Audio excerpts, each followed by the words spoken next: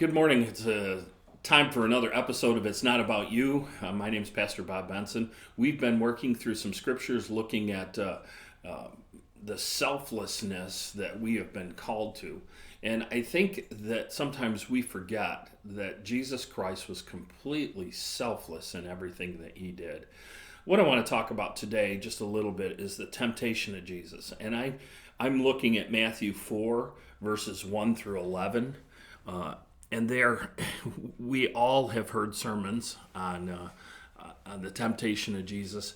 But what was it that really tempted Jesus? The devil always came at Jesus in all of this with using his power to benefit himself. It was about the temptation of the devil for Jesus to use his power to fulfill Jesus' needs. It says that he was fasting for 40 days and 40 nights.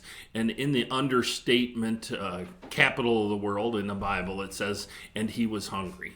I want you to think about that. If you had fasted for 40 days and 40 nights, you would be more than hungry.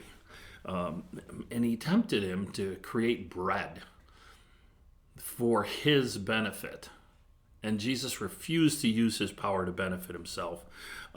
He also tempted him to throw himself down and have God save him from that. There again, it would have been a use of the power of God to benefit Jesus. Jesus wasn't caught in that place.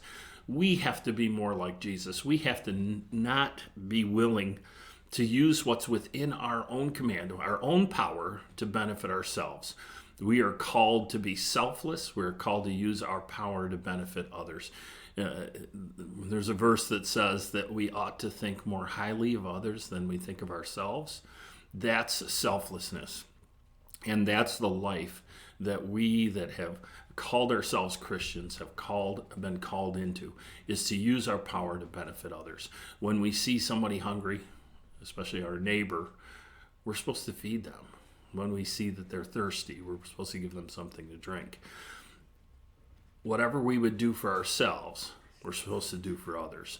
That's the life we've been called to. So for It's Not About You, my name is Pastor Bob Benson. I would encourage you to read through that passage in Matthew 4, 1 through 11, and really look at it, and look at it in a selfless way. Thank you.